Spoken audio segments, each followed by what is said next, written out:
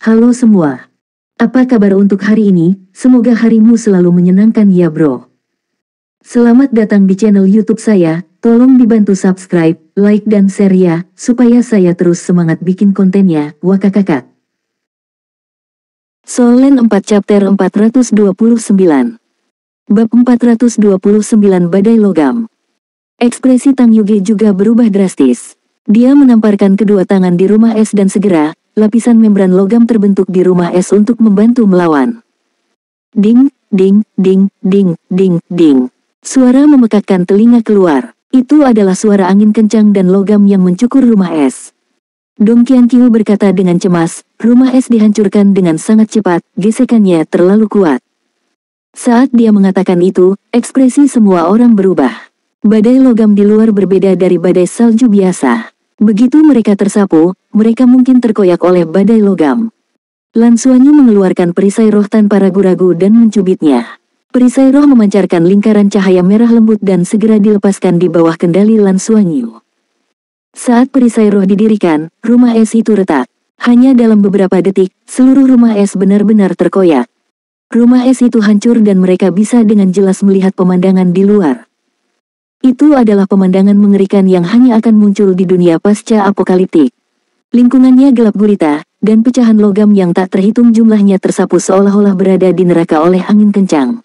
Di tengah angin kencang, langit dan bumi berubah warna. Suara gesekan yang menusuk telinga terus datang dari perisai roh. Warna merah samar dari perisai telah berubah menjadi warna merah cerah, dan bola logam yang tergantung di udara mulai berkedip. Ya Tuhan, seru Qian Lei. Jika Lan Xuanyu tidak mempersiapkan perisai roh sebelumnya, mereka mungkin akan berada dalam situasi hidup dan mati sekarang.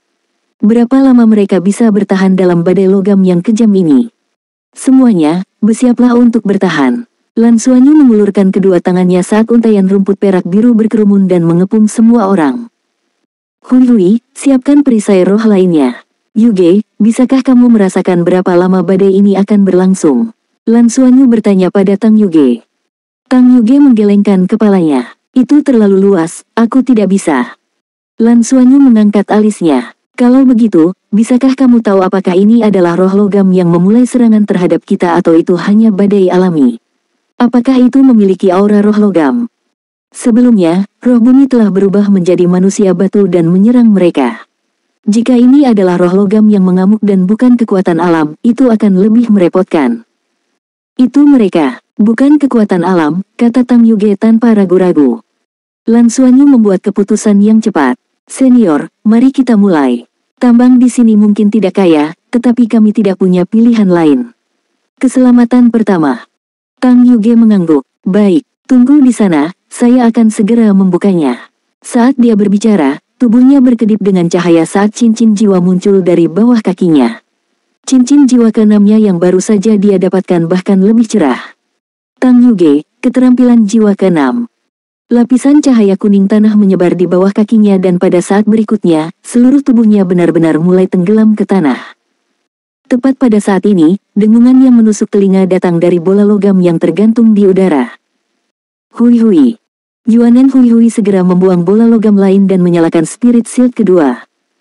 Bang, perisai roh pertama meledak. Di depan badai yang begitu menakutkan, mereka semua tampak sangat kecil dan wajah mereka menjadi sedikit pucat. Pada saat ini, tubuh Tang Yuge telah benar-benar tenggelam ke dalam tanah. Keterampilan jiwa ke-6-nya, teknik pelarian 5 elemen. Tidak ada keraguan bahwa penampilan teknik pelarian 5 elemen ini telah memungkinkan kekuatan keseluruhan Tang Yuge meningkat dengan lompatan kualitatif lainnya. Sebelumnya, dia dan Lan Xuanyu telah mendiskusikan bahwa setelah memasuki area berbahaya ini dan menemukan deposit mineral, dia akan menggunakan teknik pelarian 5 elemen untuk memasuki tanah dan membuka ruang bawah tanah. Tidak peduli seberapa kuat badai di atas tanah, itu tidak akan mempengaruhi bawah tanah dan dengan demikian memberi mereka kesempatan untuk menambang. Mereka tidak menyangka bahwa elemen logam di sini akan sangat kejam. Roh logam itu mengendalikan elemen logam dan ingin membunuh mereka secara langsung. Oleh karena itu, mereka tidak punya waktu untuk mencari deposit mineral yang lebih baik. Yang paling penting sekarang adalah memastikan keselamatan mereka. Semuanya, dengarkan aku. Yuge membuka ruang hidup bagi kita di bawah tanah. Tunggu sebentar, gadis-gadis akan turun lebih dulu, lalu yang lebih lemah. Mereka yang memiliki pertahanan kuat akan tetap di sana. Mereka yang turun lebih dulu akan menarik rumput perak biruku. Jika orang-orang di atas sana tersapu, tarik kami ke bawah. Ada apa dengan gadis-gadis? Jangan mendiskriminasi kami para gadis. Kita juga bisa melakukannya, kata Lan Mengkin dengan kesal. Lan Xuanyu tiba-tiba menjadi sangat serius. Ini adalah perintah, jalankan. Melihat tatapan serius Lan Xuanyu, Lan Mengkin tidak berani menatap matanya lagi dan hanya menyenggol Dong Qianqiu. Dia cemberut tetapi tidak mengatakan apa-apa lagi. Perisai roh mulai bergetar sekali lagi saat lampu merah menyala terus-menerus. Perisai ini adalah penggunaan satu kali untuk Misha dan digunakan untuk memblokir serangan yang kuat. Itu tidak terlalu berkelanjutan. Lebih penting lagi, kekuatan destruktif dari badai logam ini benar-benar mengejutkan. Harga perisai roh tidak murah. Lan Xuanyu dan timnya telah membeli total 3 dan yang kedua akan runtuh. Yu, bagaimana? Lan Xuanyu bertanya dengan cemas. Kita bisa mulai. Aku akan melakukan yang terbaik. Suara pendek Tang Yuge terdengar.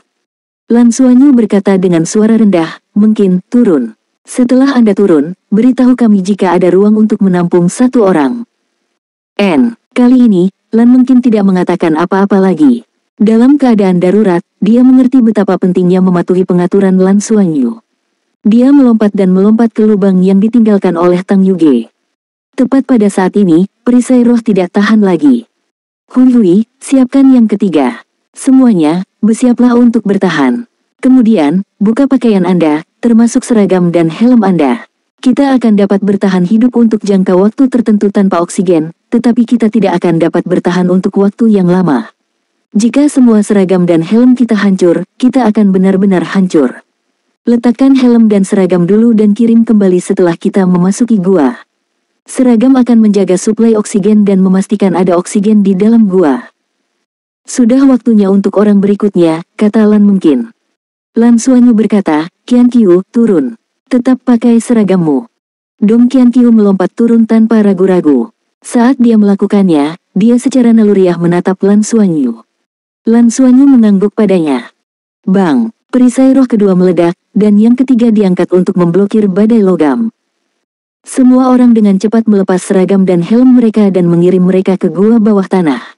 Mereka semua adalah master jiwa dan kekuatan jiwa mereka secara otomatis beredar di dalam tubuh mereka, memungkinkan mereka untuk bertahan hidup di lingkungan tanpa oksigen untuk waktu yang singkat. Lan Xuanyu benar, mereka harus melindungi seragam mereka saat ini dan tidak boleh rusak. Meskipun seragam mereka memiliki beberapa kemampuan bertahannya jelas tidak cukup untuk menahan badai logam ini. Setelah melepas seragamnya, mata Lan Xuanyu membeku saat lapisan sisik emas samar muncul di tubuhnya. Lin Donghui, bersiaplah, perintah Lan Xuanyu. Lin Donghui mengangguk. Pada saat ini, semua orang benar-benar menghadapi krisis hidup dan mati. Begitu perisai roh terakhir hancur, mereka harus menghadapi bahaya tersapu badai logam. Tanpa benar-benar melakukan kontak, mereka tidak tahu betapa menakutkannya badai logam itu. Siapapun yang turun lebih dulu akan aman. Lan Xuanyu tidak membiarkan Lin Donghui menjadi yang terakhir hanya karena dia bukan anggota timnya. Sebaliknya, dia mengatur semuanya secara logis. Ketika Lin Donghui mendengarnya memanggil namanya, bohong untuk mengatakan bahwa dia tidak tergerak. Lin Donghui mengepalkan tinjunya. Selesai. Sebuah suara datang dari bawah. Lin Donghui tidak berani menunda dan melompat ke bawah. Lan Xuanyu memandang Yuanen Hui, tetapi Yuanen Hui menarik Liu Feng. Kultivasi frenzy jauh lebih lemah dariku. Kekuatan jiwa saya kuat dan begitu juga kemampuan saya untuk bertahan hidup. Biarkan dia pergi dulu. Liu Feng ingin mengatakan sesuatu tetapi Lan Xuanyu mengangguk. Lampu merah dari Spirit Shield berkedip dan menyinari wajah semua orang. Tepat pada saat ini, Bing Tianliang tiba-tiba berkata, Lan Xuanyu, aku yakin sekarang. Di masa depan, saya akan mengenali Anda sebagai pemimpin kelas kami. Soul Land 4 Chapter 430. Bab 430 Patuhi Perintah.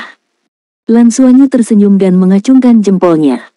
Datang. Sebuah suara datang dari bawah dan Liu Feng melompat turun. Pada saat ini, termasuk Tang Yuge, sudah ada 5 orang di bawah tanah. Hanya ada Lan Xuanyu, Yuanen Hui, Qian Lei, Yu Tian, dan Bing Tianliang yang tersisa di atas tanah. Yu Tian, kamu pergi dulu, kata Lan Xuanyu. Yu Tian mengerutkan kening. Aku bisa tinggal, biarkan Hui Hui pergi dulu. Dia tidak pandai bertahan, sedangkan aku memiliki kulit yang tebal. Patuhi perintahku, teriak Lan Xuanyu dengan tegas. Tepat pada saat ini, ada suara mendengung yang keras dan perisai roh akan runtuh. Pada saat ini, masih ada 5 orang di luar. Ini berarti bahwa dengan kecepatan Tang Yuge saat ini melalui teknik pelarian 5 elemen, mereka tidak akan bisa menyelam di bawah tanah apapun yang terjadi. Bing Tianliang berkata, Xuanyu, turun dulu dan gunakan rumput perak birumu untuk menarik kami ke bawah. Hanya kamu satu-satunya yang bisa memberi kami buff dengan Blue Silver Grace. Taati perintahku, Lan Xuanyu berteriak lagi. Di. Ledakan. Tepat pada saat ini, perisai roh meledak. Begitu perisai roh meledak, udara yang keras langsung menenggelamkan semua suara saat badai yang menakutkan menyapu. Yutian meraung, dan cincin jiwa keempat di tubuhnya tiba-tiba menyala. Pada saat itu, modao di tangannya berkembang dengan kilau yang tak tertandingi saat 8 lampu bilah ditembakkan seperti geyser. Seketika, angin kencang yang menyapu dengan paksa terbelah olehnya. Kekuatannya yang menakjubkan mirip dengan dewa perang. Lan Xuanyu melompat dan menendang pantat Yutian, yang baru saja mengayunkan pedangnya. Yutian terhuyung-huyung dan langsung jatuh ke dalam gua. Pada saat ini, ruang yang dapat menampung 1 orang lagi muncul di bawah. Hui Hui, kamu selanjutnya, Lan Xuanyu berteriak. Pada saat yang sama, dia meraih udara dengan tangan kirinya dan sisik perak berkedip. Lapisan es membentuk perisai di belakangnya. Pada saat yang sama, sisik emas di tubuhnya bersinar terang. Dia punya alasan untuk membiarkan Yuanen Hui Hui pergi lebih dulu. Yuanen Hui Hui tidak pandai bertahan dan busur serta anak panahnya tidak mampu menahan badai logam. Tidak ada gunanya tinggal. Saat dia mengatakan itu, semua orang, termasuk dirinya sendiri, Yuanen Hui Hui, Bing Tianliang, dan Qian Lei tersapu oleh angin kencang. Pada saat ini, Qian Lei sudah menyatu dengan Fatih Jin. Lapisan rambut emas halus tumbuh dari seluruh tubuhnya. Rambut emas itu sebenarnya sangat kuat, dan ketika pecahan logam mendarat di atasnya, mereka tidak dapat menembusnya. Lan Xuanyu telah meraih Yuanen Hui Hui dan berada di depannya melindunginya. Sisik emas melindungi tubuhnya dan ketika pecahan logam mendarat di atasnya, serangkaian dentang yang menusuk telinga bergema. Hanya setelah benar-benar menghadapi badai logam, mereka akhirnya menyadari betapa menakutkannya itu. Lan Xuanyu merasa seolah-olah dia sedang dipotong-potong. Bahkan dengan sisik naganya, dia tidak dapat bertahan melawannya. Yang lebih menakutkan lagi adalah dia menyadari bahwa rumput perak birunya yang keras sebenarnya terpotong-potong oleh badai logam. Itu tidak akan lama sebelum itu hancur. Tepat pada saat ini, rumput perak biru menarik mereka ke tanah. Bing Tianliang, yang dikelilingi oleh kilat, berteriak, kalian pergi dulu, saya masih bisa bertahan sebentar. Rasa sakit yang hebat. Pada saat ini, Lan Xuanyu hanya merasakan sakit yang hebat di sekujur tubuhnya. Meskipun pertahanannya telah meningkat pesat di bawah pengaruh keterampilan jiwa kedua Blue Silver Grace berpola emas, tubuh Tyrant, dan bahwa dampak dari luar bahkan akan memperkuat kekuatan jiwanya, badai logam ini terlalu sombong. Sisiknya sudah mulai menunjukkan tanda-tanda kerusakan dan kulitnya berdarah. Kekuatan jiwanya juga dikonsumsi pada tingkat yang sangat cepat. Selesai. Sebuah suara mendesak datang dari bawah. Lan Xuanyu mendorong ke bawah dan memasukkan Yuanen Hui Hui ke dalam. Saat Yuanen Hui Hui masuk, tiba-tiba ada suara pop, sehelai rumput perak biru tidak dapat menahan badai logam yang mengamuk lagi dan pecah. Lemak, kamu berikutnya. Lan Xuanyu memandang Qian Lei, yang meringkuk menjadi bola. Dia tahu bahwa pertahanan Qian Lei kuat, jadi dia membiarkannya tinggal sampai sekarang. Bos, jangan. Aku gemuk dan aku mengambil terlalu banyak ruang. Satu dariku sudah cukup untuk kalian berdua. Kalian pergi dulu. Suara Qian Lei samar-samar terlihat dalam angin kencang dan tidak bisa didengar dengan jelas. Dia benar-benar terlalu gemuk sekarang. Jika dia turun lebih dulu, dia akan memakan banyak ruang. Inilah yang telah dipertimbangkan Lan Xuanyu sebelumnya. Lan Xuanyu memandang Bing Tianliang yang dikelilingi oleh petir. Kakak Bing, kamu turun. Kamu pergi dulu, teriak Bing Tian. Potong omong kosong, saya masih punya kartu truf. Kalian pergi dulu, teriak Lan Xuanyu. Pada saat ini, di bawah tanah, Tang Yuge menggertakkan giginya dan melepaskan kekuatan jiwanya dengan kekuatan penuh saat dia menggunakan teknik pelarian 5 elemen untuk menggali. Namun, tanah di sini sangat keras, dan semuanya adalah batu keras dengan elemen logam tebal. Bahkan dengan teknik pelarian 5 elemen, dia masih membutuhkan waktu. Semua orang berkerumun bersama untuk membuka ruang yang cukup untuk menampung satu orang sesegera mungkin. Karena terlalu ramai, mereka tidak dapat membantu Tang Yuge. Semua orang tampak cemas. Bang! Untaian lain dari Blue Silver Grace patah dan jantung mereka berdetak kencang. Kakak, cepat! Yuanen Hui tersedak dan berteriak. Tubuh halus Tang Yuge bergetar dan dia tidak berbalik untuk melihat. Tetapi pada saat ini, seolah-olah dia telah menerima dosis stimulan dan cahaya 5 elemen di tubuhnya terbakar sekali lagi. Jika hanya dia sendiri, teknik pelarian 5 elemennya dapat memungkinkannya untuk bergerak bebas di bawah tanah. Tapi bisa bergerak melalui 5 elemen adalah satu hal, dan menggali bebatuan adalah hal lain. Ketika dia mendiskusikan rencananya dengan Lan Xuanyu sebelumnya, dia tidak berharap badai logam menjadi begitu kejam dan menghancurkan. Pada saat ini, mereka berpacu dengan waktu. Selesai. Akhirnya, ada celah lain. Di luar, Lan Xuanyu tiba-tiba membuang 2 helai rumput perak biru dan membungkusnya di sekitar Bing Tianliang sekali lagi. Dia takut yang ada di tubuh Bing Tianliang akan pecah, tetapi angin kencang terlalu kencang. Dia baru saja membuang 2 helai rumput perak biru dan mereka segera tersapu oleh angin kencang. Tak berdaya, dia hanya bisa menarik Bing Tianliang ke arahnya. Xuanyu. Potong omong kosong. Lan Xuanyu tiba-tiba mendorong dan hendak mendorongnya ke dalam gua ketika badai logam di sekitarnya tiba-tiba menjadi lebih kuat. Pa. Dengan serangkaian suara, helai rumput perak biru pecah satu demi satu dan tubuh Bing Tianliang mulai bergelombang. Pada saat ini, seluruh tubuhnya dikelilingi oleh kilat sementara Lan Xuanyu menariknya, menyebabkan dia terpengaruh dan lumpuh. Bing Tianliang akan tersapu oleh angin kencang. Roa, tepat pada saat ini, cincin jiwa ketiga Lan Xuanyu menyala dan raungan keras keluar. Kepala naga emas meraung ke langit dan dengan paksa membubarkan angin kencang. Dengan dorongan, Bing Tianliang dikirim ke dalam gua. Namun, raungan ini juga menyebabkan kekuatan jiwa Lan Xuanyu mengalir keluar, menyebabkan banyak bekas luka berdarah di sisi emasnya. Ah! Jeritan mengental darah bergema pada saat ini. Tubuh Qianlei juga berlumuran darah, dan bulu emasnya tidak mampu bertahan lagi. Dari 10 orang, hanya mereka berdua yang tersisa di luar, dan mereka tidak akan bisa bertahan lebih lama lagi. Pa. Pada akhirnya, helai terakhir Blue Silver Grace pecah satu demi satu.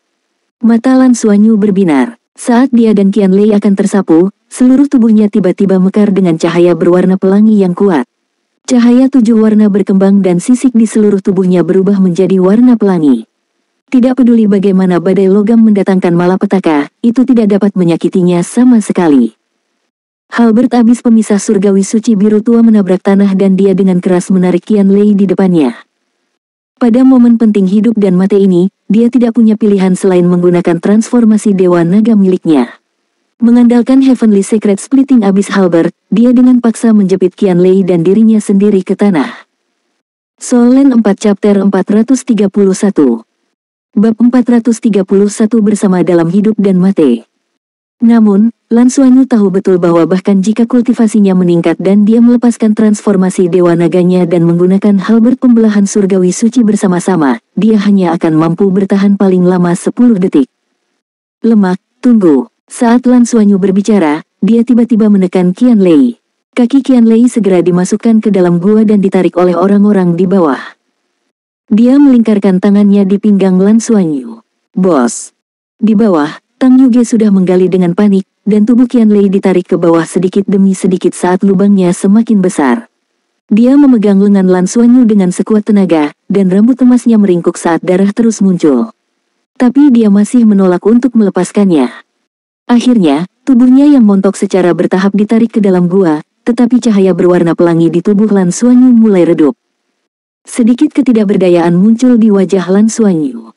Dia tahu bahwa apapun yang terjadi, dia tidak akan bisa memasuki gua tepat waktu. Ketika transformasi Dewa Naganya berakhir, dia akan berada pada kondisi terlemahnya. Bagaimana dia bisa menahan kekuatan badai logam? Tiba-tiba, teriakan halus datang dari gua, bersama dalam hidup dan mati.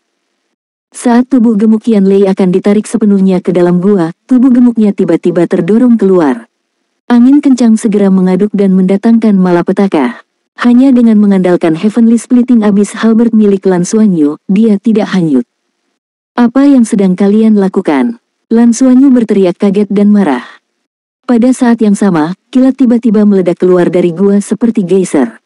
Petir yang menyilaukan itu meledak di udara dan berubah menjadi gemuruh keras, menciptakan lubang di angin.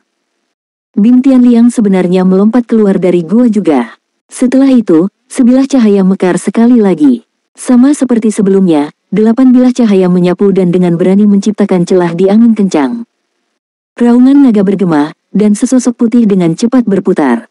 Dalam sekejap, cahaya tombak berkedip, dan bersama dengan bilah cahaya, itu dengan paksa membubarkan angin kencang. Ya, mereka telah keluar. Mereka sebenarnya semua keluar hanya untuk menyelamatkan kapten mereka. Lan Xuanyu segera mendarat dari tanah setelah angin kencang untuk sementara diusir. Bagaimana mungkin dia tidak mengerti niat rekan satu timnya? Mengambil keuntungan dari saat-saat terakhir transformasi Dewa Naga, dia tiba-tiba melepaskan kekuatannya dan Heavenly Secret Splitting Abyss Halberd di tangannya menggali batu besar dari tanah seolah-olah itu tahu dan melemparkannya ke udara. Hujan panah melesat keluar, dan setiap panah meledak di udara seperti meteorit. Bilah dan tombak cahaya hanya mampu membubarkan angin kencang selama kurang dari 1 detik, tetapi kemunculan hujan panah ini melanjutkan momentumnya. Bola api juga muncul bersamaan dengan hujan panah. Matahari yang menyilaukan telah naik ke langit. Dengan jiwa bela diri meninggalkan tubuhnya, Lin Donghui mengatupkan giginya. Cincin jiwa pertamanya, kedua, ketiga, dan keempat semuanya melepaskan kecemerlangan yang mempesona. Bola api ditembakkan secara berurutan ke langit dan meledak terus-menerus, menghalangi badai logam. Dua sosok muncul bergandengan tangan, dan lapisan cahaya biru yang menyilaukan tiba-tiba berkembang dari tubuh mereka. Dong Qianqiu dan Lan mungkin mengangkat kepala mereka untuk melihat ke langit secara bersamaan. Pada saat ini, suhu di sekitar mereka tiba-tiba turun drastis.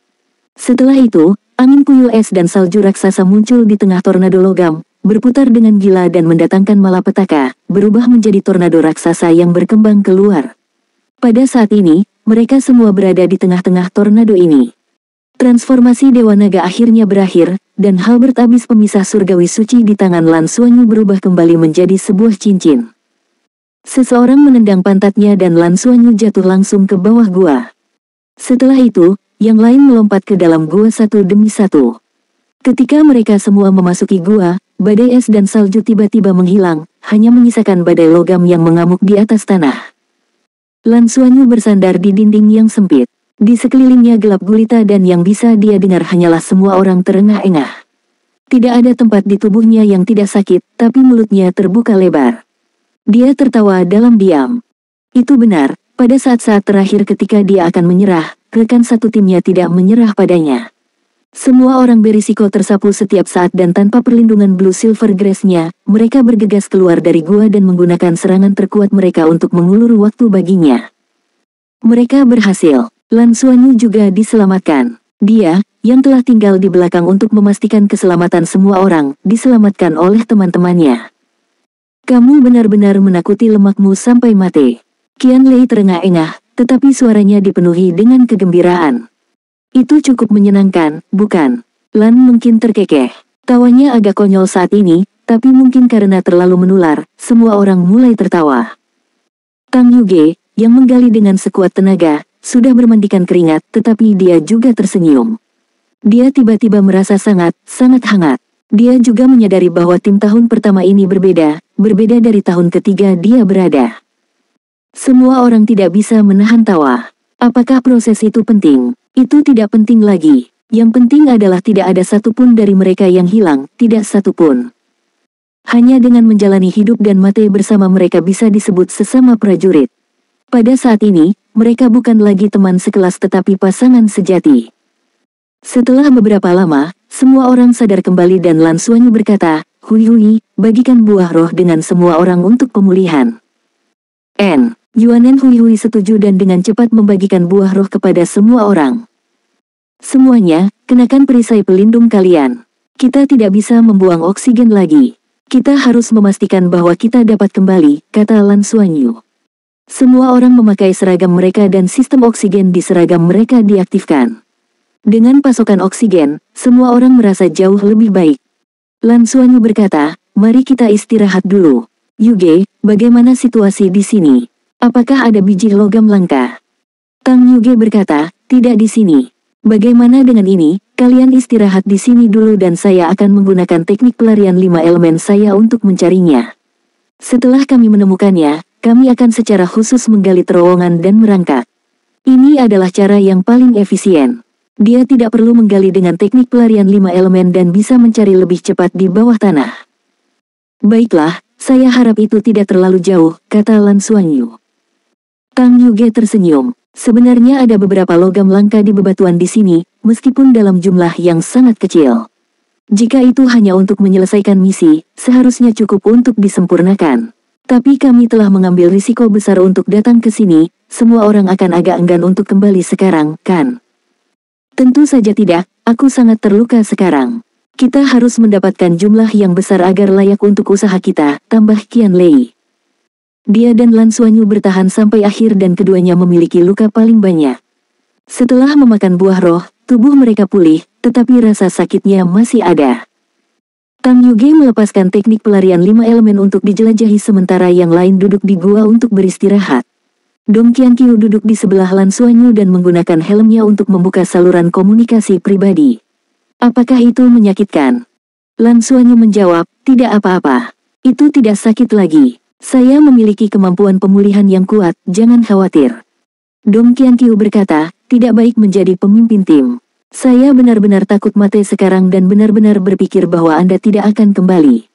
Pada saat itu, saya ingin pergi keluar dan membantu Anda tetapi saya tidak bisa. Semua orang diperas bersama-sama. Lan Xuanyu berkata, siapa yang menyarankan keluar untuk menyelamatkanku sekarang? Ini benar-benar tidak mudah untuk menjadi begitu menentukan pada waktu seperti itu. Saya pikir saya bahkan mendengar seseorang memanggil, bersama dalam hidup dan mati.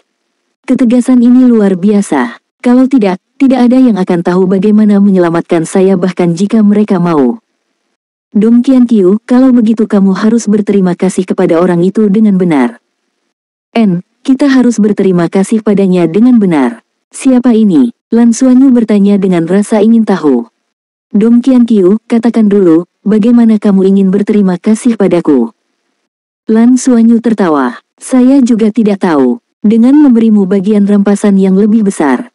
Siapa yang peduli dengan rampasanmu? Bentak Dong Qianqiu. Solen 4 chapter 432. Bab 432 menempel padaku. Itu kamu. Jika Lan Xuanyu tidak tahu, otaknya mungkin juga tidak berguna. Dong Qianqiu tersipu. Aku hanya berpikir untuk menyelamatkanmu saat itu. Lan Xuanyu menoleh untuk menatapnya dengan heran. Melalui helm pelindung, dia melihat wajah menawannya dan hatinya bergerak. Kenapa kamu tidak mengatakan apa-apa? Bukankah kamu bilang kamu ingin berterima kasih padaku? Anda ingin menarik kembali kata-kata Anda. Dong Qianqiu menyenggolnya. Lan Xuanyu tersenyum. Aku tidak akan berterima kasih. Mengapa? Dong Qianqiu sedikit jengkel, terutama ketika dia memikirkan betapa khawatirnya dia tentang pria ini dan betapa dia sangat cemas sehingga dia akan menangis. Dia sangat marah. Tidak bisakah orang ini mengatakan sesuatu yang baik? Kamu menyelamatkanku, yang setara dengan membiarkanku hidup sekali lagi. Maka hidupku secara alami adalah milikmu sekarang. Dengan kata lain, aku milikmu mulai sekarang. Jika aku sudah menjadi milikmu, apa yang harus disyukuri? Anda dapat melakukan apapun yang Anda inginkan, kata Lan Xuanyu tanpa basa-basi. Dong Qianqiu menatapnya dengan kaget. Itu juga bisa bekerja seperti ini. Apakah kamu mencoba untuk mengunciku? Bentak Dong Qianqiu. Tepat, siapa yang memintamu untuk menyelamatkanku? Lan Xuanyu menyenggolnya. Dong Qianqiu memalingkan wajahnya. Pergi, aku menyesal. Sudah terlambat untuk menyesal. Anda sudah menyelamatkan saya. Aku akan menguncimu mulai sekarang. Lan Xuanyu diam-diam menarik tangannya. Tubuh Dong Qianqiu bergetar. Dia tiba-tiba merasa bahwa jantungnya berdetak sangat cepat dan ingin menarik tangannya, tetapi Lan Xuanyu masih memegang tangannya dengan erat. Jangan bersembunyi. Kita bersama dalam hidup dan mati, jadi kita bisa berpegangan tangan, kan? Kita masih muda, jangan terlalu dipikirkan. Lihat dirimu, mengapa pikiranmu begitu rumit?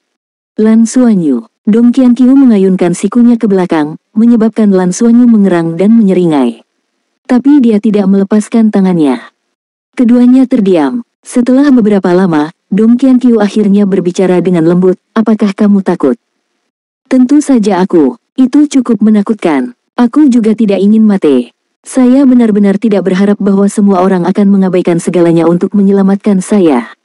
Sungguh, saya sangat tersentuh saat itu. Dong Qianqiu berkata, kamu tidak bisa selalu menjadi satu-satunya yang mengorbankan dirimu untuk kami. Anda adalah kapten kami, jadi tentu saja semua orang harus menyelamatkan Anda. Kami benar-benar seperti tim sekarang. Saya merasa sangat beruntung telah bertemu dengan kalian, kata Lan Xuanyu dengan tulus. Dong Qianqiu tersenyum. Semua orang merasakan hal yang sama. Ayo istirahat, kita masih harus melanjutkannya nanti. Tidak lama kemudian, Tang Yuge kembali. Sekitar 100 meter dari tempat mereka berada, ada sebuah tambang logam. 100 meter lagi, ada tambang logam lain. Itu tidak terlalu jauh. Pada saat ini, mungkin karena tidak bisa lagi merasakan kehadiran mereka, badai logam di luar telah melemah. Tang Yuge dan Lan Xuanyu berdiskusi sejenak dan memutuskan untuk menggali lubang di atas tambang logam, yang cukup besar untuk menampung semua orang dan ruang untuk digali. Itu hanya jarak 100 meter, dan tidak peduli seberapa cepat badai logam akan datang, mereka punya cukup waktu untuk berlari. Itu akan menghemat waktu mereka untuk menggali terowongan bawah tanah.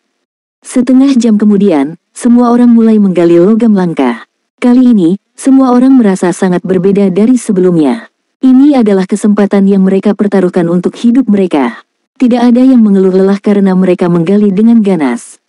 Kedua jenis logam yang diproduksi di sini sama-sama sangat berharga. Bagaimanapun, ini adalah tempat di mana roh logam dapat dilahirkan, dan unsur-unsur logam di sini sangat berlimpah. Dibandingkan dengan pegunungan berbentuk cincin, tambang logam di sini memiliki kemurnian yang lebih tinggi dan kualitas yang lebih baik. Dua jenis logam langka yang dikenal sebagai mithril, yang jauh lebih berharga daripada logam esensi dan yang terkuat dalam hal konduktivitas kekuatan jiwa. Mereka jauh lebih berharga daripada logam halus dan memiliki konduktivitas kekuatan jiwa yang sangat kuat. Mereka adalah yang paling cocok untuk berbagai komponen kunci dari susunan jiwa inti. Misalnya, susunan jiwa inti kapal perang besar terbuat dari mithril. Mereka adalah jenis logam langka yang paling penting, berharga, dan langka. Jenis logam langka lainnya juga sangat mengesankan, yang disebut geng metal. Logam geng adalah salah satu dari 3 logam langka teratas dalam hal ketangguhan. Itu sering digunakan untuk menempa perangkat jiwa ofensif, terutama serangan fisik. Entah itu untuk membuat misha atau battle armor, itu adalah jenis logam yang sangat bagus. Itu tidak seberharga mithril, tapi juga sangat langka. Kuncinya adalah kualitas geng metal di sini terlalu bagus. Bahkan tanpa menempa, Lan Xuanyu merasa bahwa biji logam geng yang digalinya semurni 100 logam halus. Jika dia bisa menempa sepotong logam geng seperti itu, dia merasa bahwa itu pasti akan memiliki kualitas yang sangat baik, dan kemurnian yang tinggi juga berarti nilai yang tinggi. Sepotong logam geng seukuran kepalan tangan memiliki berat lebih dari 10 kg, tetapi ukuran bijinya jauh lebih besar. Gelang penyimpanan mereka menyimpan benda-benda sesuai dengan ukurannya, dan semakin padat logamnya, semakin cocok untuk penyimpanan. Setelah menimbang 2 logam, dia tidak tahan kehilangan salah satu dari mereka dan memutuskan untuk membagi waktu mereka secara merata. Dengan teknik pelarian 5 elemen, Tang Yuge membantu semua orang dalam menggali dan efisiensi mereka meningkat. 2 gua digali di 2 sisi yang berbeda pada saat yang bersamaan. 25 jam sebelum akhir tes, perangkat penyimpanan mereka sudah terisi penuh. Xuanyu, apa yang harus kita lakukan? Haruskah kita kembali atau apa? Ini sedikit kerugian. Bing Tianliang memiliki ekspresi tidak puas di wajahnya. Meskipun dia tidak mahir dalam menggali, dia mahir dalam menghancurkan. Sebelumnya, dia telah masuk ke dalam lubang dan meledakkan semuanya, hampir mengubur dirinya hidup-hidup, tetapi banyak biji yang digali. Lan Xuanyu agak tidak berdaya. Meskipun saya dapat memurnikan mereka melalui penempaan, dengan begitu banyak biji, saya tidak dapat memurnikan banyak. Paling-paling, kita bisa mendapatkan sedikit lebih banyak. Sayang sekali, tambang mithril dan geng metal yang bagus dan kami masih punya waktu 15 jam untuk menambang. Bing Tianliang memiliki ekspresi enggan di wajahnya. Dia bukan satu-satunya, semua orang memiliki pemikiran yang sama. Saya sebenarnya masih memiliki beberapa ruang penyimpanan di sini. Tepat pada saat ini, Tang Yuge tiba-tiba angkat bicara. Mata semua orang langsung tertuju padanya. Tang Yuge mengangkat tangannya dan melepas sarung tangannya. Dia memiliki cincin di jarinya dengan permata perak samar yang tertanam di atasnya. Semuanya, mundur. Karena sejumlah besar biji telah digali, ada banyak ruang di dalam gua. Semua orang mundur dan menatapnya dengan rasa ingin tahu. Sebuah cahaya perak menyala di cincin Tang Yuge dan di bawah tatapan semua orang yang terpana, sebuah mesia ungu muncul di hadapan mereka. Mesia. Itu benar, mesia yang dirilis Tang Yuge sebenarnya adalah mesia. Mesia ini tidak terlalu besar, tingginya hanya sekitar 3 meter dan berwarna ungu sepenuhnya. Jajaran mesia hampir sama dengan cincin jiwa. Mesia pelatihan berperingkat terendah berwarna putih, mesia standar militer berwarna kuning, dan mesia berperingkat lebih tinggi berwarna ungu. Lebih jauh ke atas adalah mesia hitam terbaik dan mesia kelas dewa peringkat tertinggi. Ini semua yang Lan Xuanyu dan timnya ketahui tentang mesia. Dikatakan bahwa hanya mesia kelas dewa ke atas yang memiliki hak untuk mengubah warna cat mereka. Jika tidak, mereka akan menerapkan warna yang sesuai dengan peringkat mereka. Siapa sangka Tang Yuge benar-benar membawa mesia ungu bersamanya. Lebih penting lagi, itu muncul dari cincin penyimpanannya, yang berarti dia memiliki cincin penyimpanan jiwa yang mampu menampung mesia. Ini bukan hanya 5 meter kubik, kan? Meskipun mesia di depannya tidak besar, ruang 5 meter kubik saja pasti bisa menyimpannya. Itu harus setidaknya 2 kali lebih besar. Tang Yuge berkata dengan acuh tak acuh, "Selamat tahun ketiga, kami secara resmi memulai kelas duo mesia. Untuk duo mesia master sejati, semakin kecil mesia, semakin baik. Untuk peringkat yang sama, semakin kecil mesia, semakin tinggi harganya karena membutuhkan teknologi yang lebih tinggi untuk membuatnya. Ukuran kecil berarti fleksibilitas, dan itu akan lebih terkoordinasi dengan battle armor seseorang.